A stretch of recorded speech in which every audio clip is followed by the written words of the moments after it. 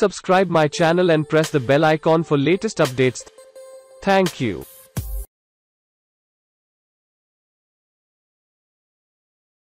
अस्सलाम वालेकुम। Capital gain tax के हवाले से जो अपडेट है, एनसीसीपीएल का जो है वो नोटिफिकेशन आ चुका है कैपिटल गेन टैक्स के कलेक्शन के हवाले से। इस फाइनेंशियल ईयर का फर्स्ट कैपिटल गेन टैक्स जो है वो 24 सितंबर को जो है वो कलेक्ट किया जाएगा।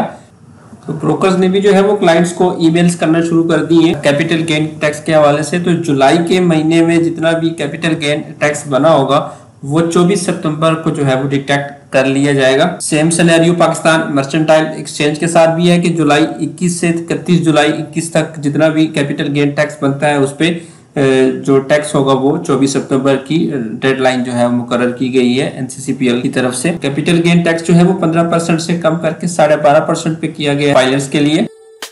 अब इसमें एक जो कंफ्यूजन है वो ये है कि कैपिटल लॉस जो है, जो पिछले साल का जो लॉस है कैरी फॉरवर्ड लॉस, वो मैंने कहीं नहीं देखा कि अभी फिलहाल कहीं एडजस्टमेंट की कोई वर्किंग हुई हो। एनसीसीपीएल के पोर्टल पे भी मुझे कोई ऐसी वर्किंग नहीं मिली और ब्रोकर्स की तरफ से भी जो ईमेल्स आई है वो सिर्फ जुलाई की कैलकुलेशन है। जुलाई में जो कैपिटल गेन टैक्स बना है उसकी कैलकुलेशन है, उसकी एडजस्टमेंट के हवाले से उसमें भी कोई नहीं है। अब दो सिनेरियो हो सकते हैं कि या तो जिनका कैपिटल लॉस है पिछले साल का उनसे जो है वो ब्रोकर्स डिटेक्ट ही ना करें और अपने सिस्टम में ही कहीं एडजस्ट कर दें, या दूसरा ऑप्शन ये हो सकता है कि वो 24 सितंबर को जो है वो उनके अकाउंट से डिटेक्ट करके एंड ऑफ द ईयर जो है फिर उसको जो है एडजस्ट हो, या फिर नेक्स्ट मंथ के जो कैपिटल गेन है उसमें एडजस्ट हो। तो ये अभी ये कंफ्यूजन है, मुझे ऐसी कोई वर्किंग मिली नहीं। अगर आपकी नॉलेज में कोई हो तो वो जरूर मेंशन कीजिएगा।